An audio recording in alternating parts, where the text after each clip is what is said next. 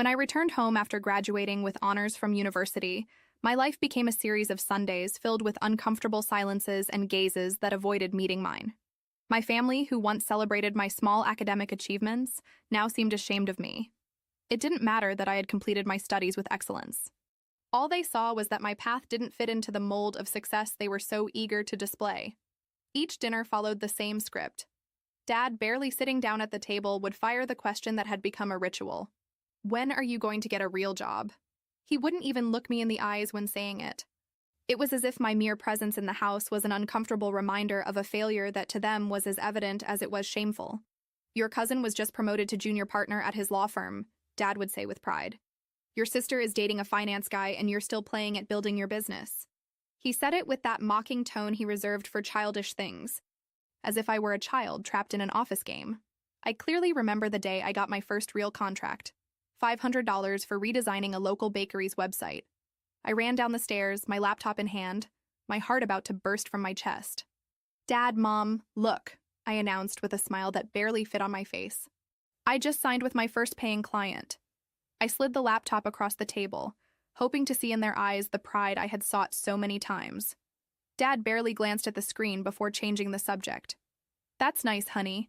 Did you know your cousin Mark just bought a new BMW? 28 years old and already driving a luxury car. He handed me back the laptop without even reading what I was showing him. Mom, on the other hand, didn't even pretend to be interested. She quickly changed the subject. Jennifer, tell us more about Alex, that boy you're dating. Isn't his father running an investment firm? I stood there with my laptop in my hands, watching my achievement evaporate before their eyes as if it had never existed. That night, I worked until 3 a.m., finishing the project while the house slept in a silence that was heavier than any word of contempt. Over time, I learned to separate my work life from my family life. I used my middle name professionally, as if I could protect something of myself that way. My company was growing, but at home I remained invisible. It wasn't humility that kept me quiet. It was pure exhaustion.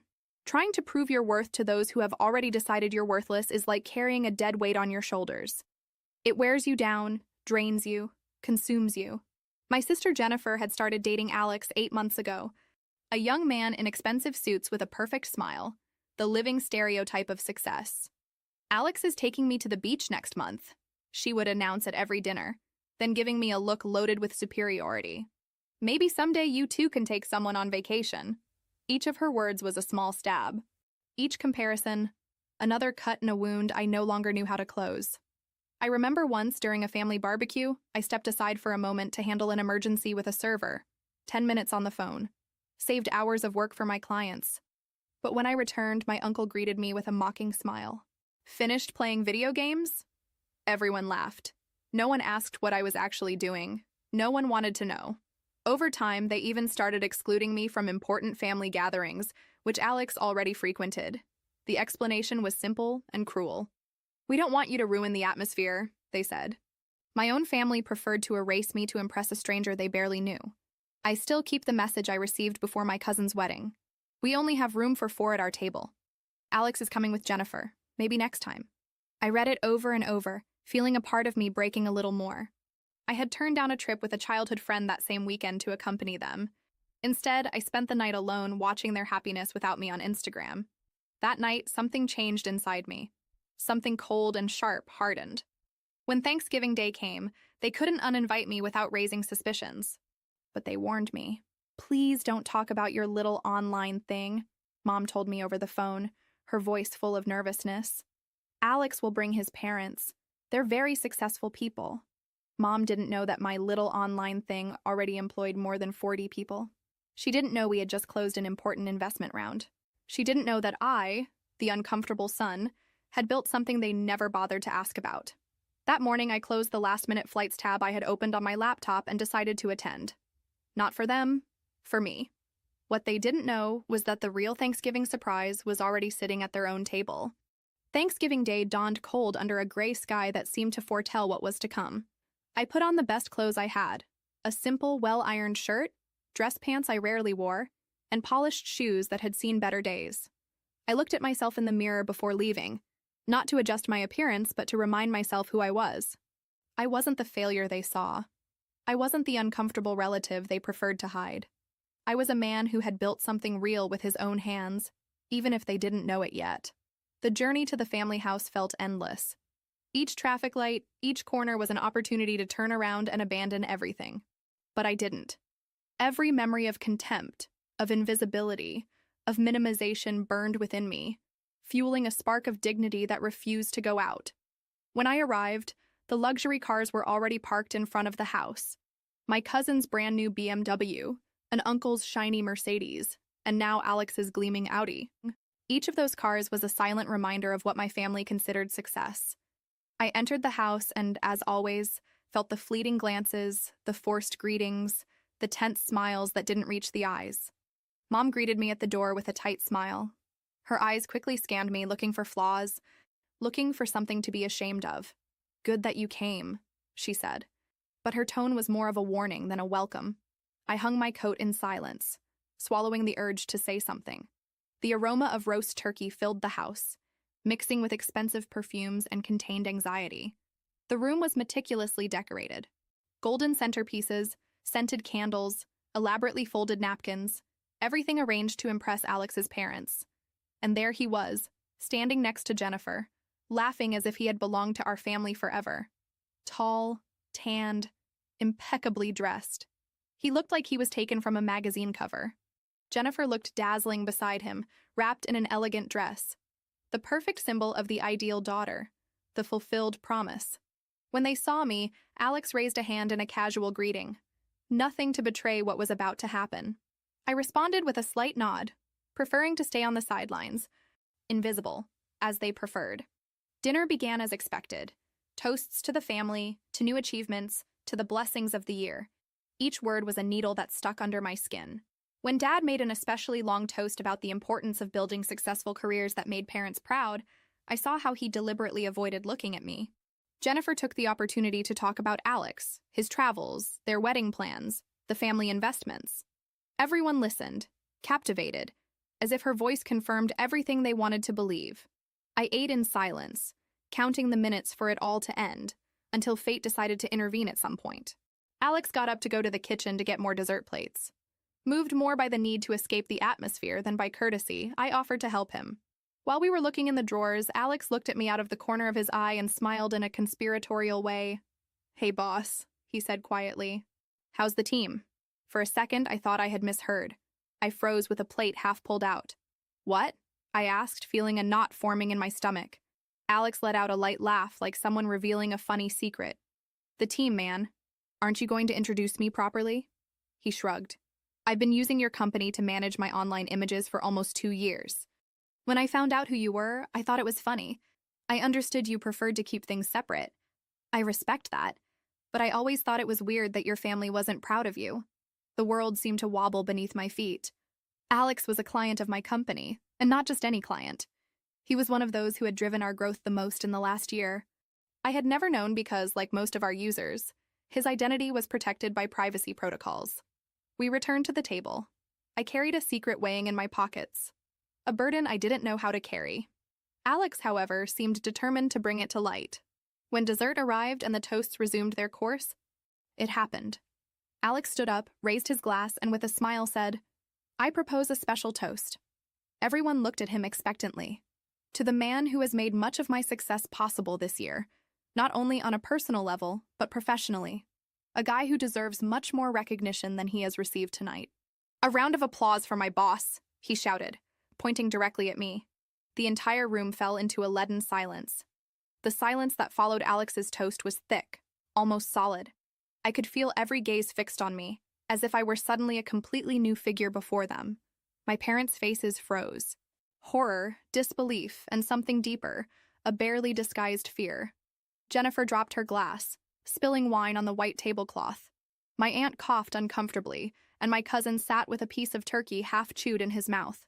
I remained still, hands on my lap, as if containing myself was the only way not to bring down the entire scene with a single blow.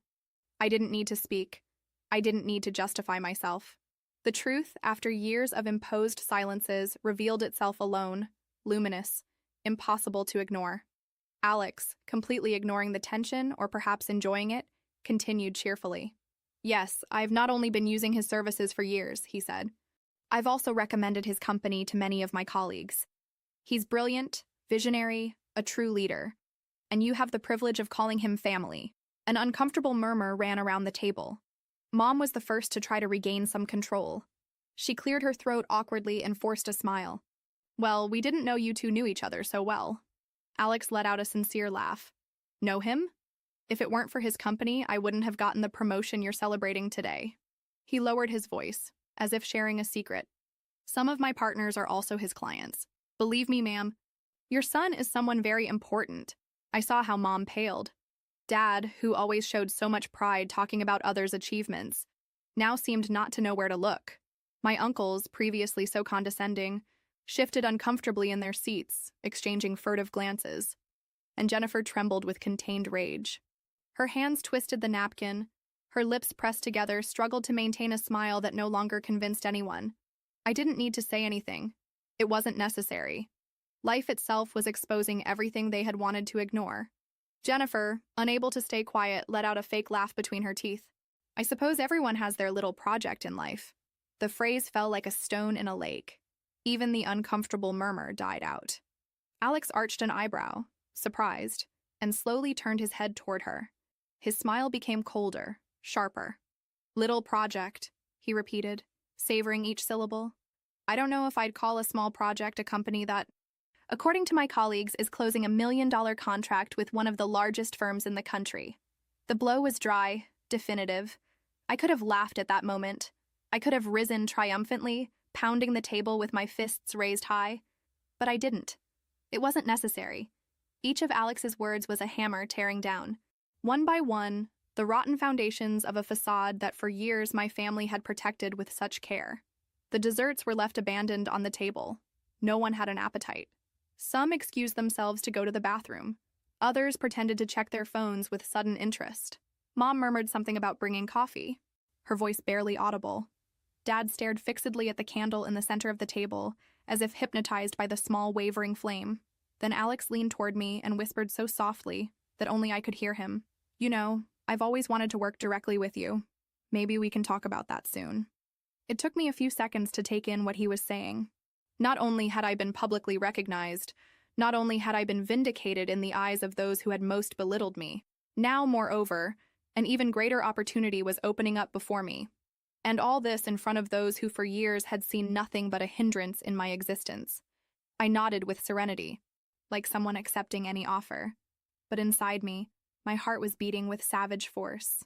Sure, I replied, my voice so calm it seemed we were talking about the weather. I'm available after the weekend. And it was at that precise moment that I felt everything change. Power, that invisible force that for so long had been concentrated in their hands, was now sliding toward me. Not because I claimed it, not because I demanded it, simply because I had grown too much to continue being ignored. When dinner ended, I was one of the first to get up. I didn't wait for the fake hugs or forced goodbyes. I put on my coat, firmly shook Alex's hand, and went out into the cold night. The freezing air hit me in the face like an invigorating slap. It didn't hurt. On the contrary, I felt more alive than ever. I walked to my car. Not the most luxurious on the street, but mine. A symbol of everything I had built my way. Imperfect, but authentic. I sat at the wheel, started the engine, and before leaving, I closed my eyes. I took a deep breath, not for the humiliation I was leaving behind, but for the silent promise of the future I had begun to build. A future where I finally didn't need anyone's approval to feel enough. That night, as I drove back home, I understood something. The most powerful validation doesn't come from those who doubted you. It comes from yourself. From not having given up when everything seemed against you. From having continued building brick by brick even when no one was applauding. And deep in my soul, I knew that night was just the beginning. The days that followed that dinner were silent. Uncomfortable. The entire family seemed to have signed an unspoken pact. Pretend nothing had happened. As if Alex's toast could be swept under a rug made of trivial conversations and forced smiles. But something fundamental had changed.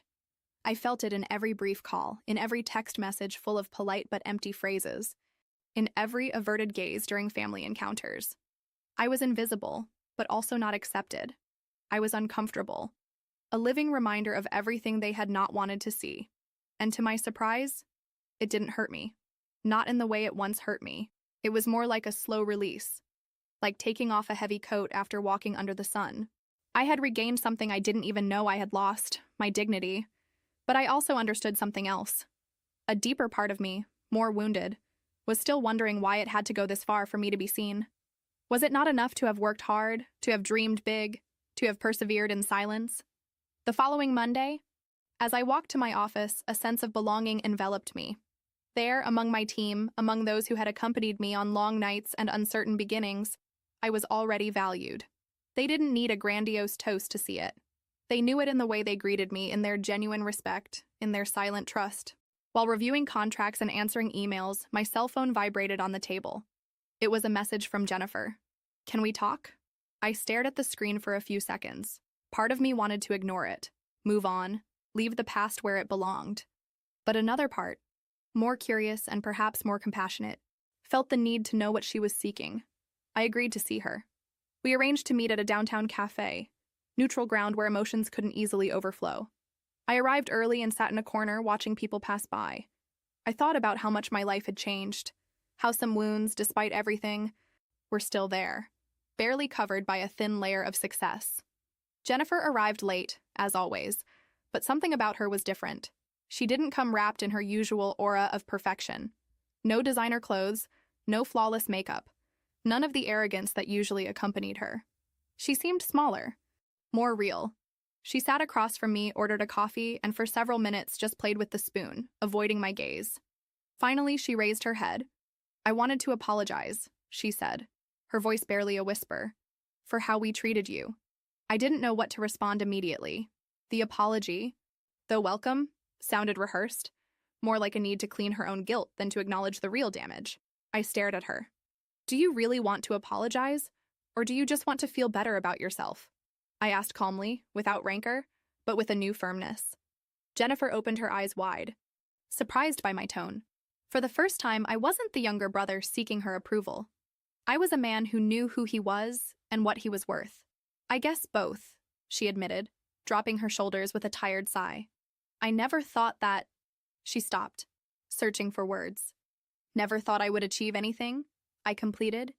Without softening it, she lowered her head. There was no need for her to say it. Her silence was a confession. And then I saw something in her that I hadn't seen before. Vulnerability.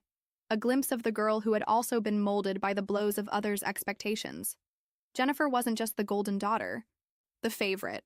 She was also a victim of that relentless family mold. The one that allowed no mistakes, that demanded brilliant successes that could be flaunted to others. "You were always brilliant," she whispered. But Dad, Mom, everyone expected something else. A pompous title, a suit and tie job, something they could show off at family gatherings. I leaned back in my chair and let her words float in the air. It wasn't personal. It never had been entirely. It was fear, insecurity, a desperate need to validate themselves through us. I smiled slightly, not in mockery but in understanding. "I didn't build my life to impress them," I said. "I built it because I believed in myself, even when no one else did." Jennifer nodded. And for a moment, all the pride, all the rivalry, all the absurd competition evaporated. We were just two siblings, two survivors of the same invisible chains. We said goodbye with an awkward handshake. A small gesture, but full of meaning. It didn't solve everything. It didn't erase years of distance or wounds. But it was a beginning. That night, as I drove back home, I understood something even deeper. The real triumph isn't that they finally recognize you. It's being able to see those who hurt you for what they are. Broken human beings trapped in their own limitations. I didn't need their approval. I didn't need their conditional love. I had already won the most important battle, not betraying myself. And in the silence of my car, as the city blinked around me, I smiled because I knew my story was just beginning. Life has a curious way of settling scores, not always when one wants or how one expects. But sooner or later it does. During the months that followed, that truth was revealed in small details. My company continued to grow solidly. It wasn't an explosive rise like those that make headlines. It was steady, silent, and real. Each new client, each expansion, each signed contract was a silent testimony to the years of effort that no one had wanted to see. Sometimes, in the midst of work, I would find myself thinking of them, of Mom, of Dad, of Jennifer, of how they looked at me before and how they looked at me now. Did they really regret having belittled me, or did they just regret having lost control over my life? The difference was subtle, but it mattered. And although part of me wished all the resentment would disappear, another wiser part knew that there were wounds that might never fully heal. The relationship with my family became tense and superficial, without open fights, but also without real closeness. It was like attending a play where everyone knew their lines, but no one really believed in the story. Family gatherings, when they happened, were carefully measured. There were comments about the weather, empty questions about work, mechanical congratulations on achievements they neither understood nor tried to comprehend. Dad, who previously boasted proudly of other relatives' successes, now spoke of me in vague terms. He has his technology company, he would say, like someone mentioning something he doesn't fully understand. Mom had adopted another approach, active denial. Whenever someone mentioned my projects or achievements, she skillfully diverted the conversation to safer topics. Jennifer's vacations, some cousin's promotion, anything but talking about me. But it no longer hurt me. Far from it, it gave me an unexpected peace. I no longer needed their validation. I no longer sought their applause. My validation came from elsewhere. It came from clients who trusted me, from employees who built their future alongside me, from partners who bet on my ideas. And above all, it came from within, from knowing that I had endured, that I had persisted, that I had overcome. One spring afternoon, while reviewing contracts in the office, I received an unexpected call. It was Alex. His tone was relaxed, as always, but there was an underlying urgency in his voice. "Do you have a moment?" he asked. "I want to propose something to you." We agreed to meet that same week at his office. When I arrived, he greeted me with a broad smile, a cup of coffee in hand. The atmosphere was elegant. Glass walls, minimalist furniture, discreetly expensive artwork, all designed to impress. But those things no longer impressed me. I had learned that real value isn't measured in luxurious offices or high-end cars. It's measured in principles, in character, in the ability to build something authentic. We sat face to face, and without preamble, Alex presented his proposal. "I want you to consider a strategic alliance," he said. "My firm is interested in investing in your company, not to control it, not to change it, but to boost it." I remained silent, processing his words. It was a huge opportunity. Access to capital, contact networks, new markets. But it also meant opening doors, exposing oneself more. And I, after everything I had experienced, was cautious. "I appreciate the offer," I finally replied. "But before accepting, I need to know something." Alex raised an eyebrow, curious. "Why now?" His smile was honest, without a trace of mockery. "Because now I see what you've built," he said. "Because now I understand that it wasn't you who had to adapt to us. It was us who had to learn from you." His words touched something inside me. It wasn't an act of charity. It wasn't a handout. It was genuine respect. We spent hours discussing details, conditions, expectations, visions for the future. When I left that meeting, I carried a pre-agreement under my arm. A sense of achievement that didn't need applause to be valid. It was enough to know that once again, I had gotten there on my own merits. The following months were dizzying. The alliance with Alex allowed us to expand our operations to new cities. We hired more talent, launched new divisions. We positioned ourselves in sectors where before we were hardly known. Each small step was a silent victory over the ghosts of the past. And yet, I never forgot my roots. I never allowed success to blind me or make me arrogant. I remembered well the Sunday dinners, the averted glances, the hurtful words. Not to live trapped in resentment, but to never become what they had been to me. To always know what I was worth, even when no one else saw it. One autumn afternoon, as I was walking to my car after a meeting, I ran into Dad on the street. It was a casual, unexpected encounter. He saw me, hesitated for a second, and then approached. "I've heard good things about your company," he said, almost in a whisper. I looked at him for signs of sarcasm or condescension, but there were none. Just an awkward, uncomfortable honesty, like a man trying to mend something, but not knowing how. "Thanks," I replied simply, without rancor. There were no hugs, no tears. Just two men silently acknowledging the long roads each had traveled. Sometimes I thought as I walked away, forgiveness isn't given in words. It's given in continuing to walk, in continuing to build, in not allowing the past to define who you are. And I, now more than ever, knew exactly who I was. As I drove back home that afternoon, the city lights passed like blurry stains in front of the window, and I thought about all the versions of myself I had been: the promising son, the diligent student, the uncomfortable relative, the failed professional, the invisible entrepreneur. I realized something I had been feeling for a long time. I had always tried to fit into an image that wasn't mine, into an expectation that didn't belong to me. But now I knew, with a new certainty, that that image no longer defined who I was. That small recognition from Dad, though awkward and late, was like closing a chapter, not because I needed his approval, but because I understood that I no longer had to carry the need to be accepted by those who only knew how to value trophies and not trajectories. I was more than that. I always had been. They simply never knew how to see it. The following days were busy and exciting. New contracts, new alliances, new challenges. But in the midst of that whirlwind, one day I received a call I didn't expect. It was Mom. She almost never called me without reason, except for birthdays or emergencies. "Do you have a moment to stop by the house?" she asked. "I'd like to talk to you." There was something in her voice, a different softness, as if she were walking on unexplored terrain. I agreed, not out of necessity, but out of curiosity. When I arrived, the house was quiet. Mom greeted me in the living room with 2 cups of coffee on the center table. It was the same room where years ago they had ignored me. But that day the atmosphere was different. Dense, vulnerable, real. We sat down. Mom nervously wrung her hands, struggling to find the words. "I wanted to apologize," she said without preamble. "Not just for what happened at Thanksgiving, for everything." I remained silent. Not out of coldness, but because I didn't expect this openness. She took a deep breath and continued. "I thought we were doing the right thing. Pressing you, pushing you to follow the path everyone expected. I thought it was love, that it was protection. But I was wrong." Her words were awkward, painfully sincere. They weren't rehearsed apologies to save appearances. They were real, and that made them harder to process. "We were ashamed of you," she confessed in a whisper, like someone admitting an unforgivable sin. "Not because you weren't successful, but because your success didn't fit into the story we wanted to tell the world." It hurt to hear that, even though I already knew it or had felt it in every averted glance, in every uncomfortable conversation. Mom lowered her voice even more. "Now I see that you were always the bravest of us all." For an instant, I felt I could cry. Not from sadness, not from joy, but from pure relief.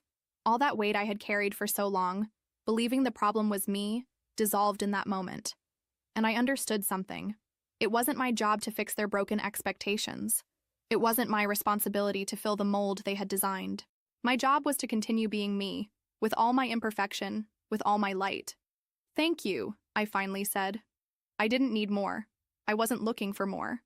We stayed talking a while longer, like 2 people rebuilding a long-fallen bridge. We didn't solve everything. We didn't heal all the wounds, but we laid the first stones on more honest ground. When I left the house, the sky was covered with clouds, but on the horizon there was a strange glow, like a silent promise that although the storm had been long, the sun always finds a way to return. That night, in my apartment, I looked at everything I had built. Not just a company, not just a success story. I had built an authentic, free life. For the first time in a long time, I allowed myself to dream forward. Not to prove anything, not to silence old voices, but simply because I deserved it. Because I always deserved it. And although I didn't know exactly what came next, I knew one thing with total certainty. I would face it standing, with my head held high. Because now I knew an unshakable truth. Who you are doesn't depend on who recognizes you. It depends on who you decide to be when no one sees you. And finally, I saw myself clearly. The months that followed that conversation with Mom were a mixture of calm and rebirth. Life finally gave me space to build without looking back, without seeking approval, without begging for recognition. Each new project, each client who trusted us, each employee who grew within the company was a reminder that the path I had chosen was real, solid, authentic.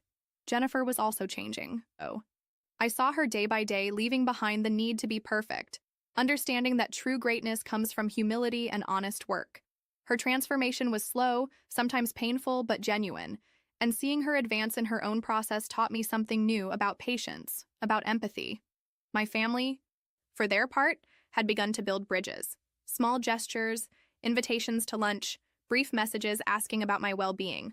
They weren't trying to fill the void of past years, but rather to build something different. Something based, this time, on respect.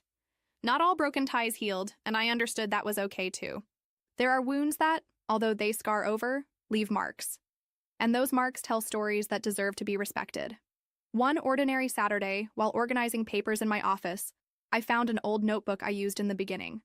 The pages were full of clumsy ideas, impossible budgets, dreams too big for someone who at that moment felt so small. Among all those notes, one phrase stood out, underlined several times. Someday they'll know who I am. I stared at those words for a long time. The young man who wrote them did so from pain, from the desperate hunger to be seen. I didn't judge him. I knew everything he had gone through. But I also understood something very profound. I no longer needed anyone to know who I was to feel complete. I closed the notebook. I kept it in a drawer, not as a sad memory, but as a silent monument to the journey. Life isn't about being seen. It's about seeing yourself, about recognizing yourself when the world decides to ignore you, about continuing to believe even when no one else does, about building even when no one applauds, about dreaming even when no one believes, about persisting even when everything seems against you. That afternoon, I left the office without a fixed destination. I breathed the fresh air of the city. I felt life beating beneath my feet. There was no final destination. There was no goal I needed to reach to feel successful. The real victory was this: being able to look back without regrets, look at the present with gratitude, and look to the future with hope. Because in the end, that's what matters most.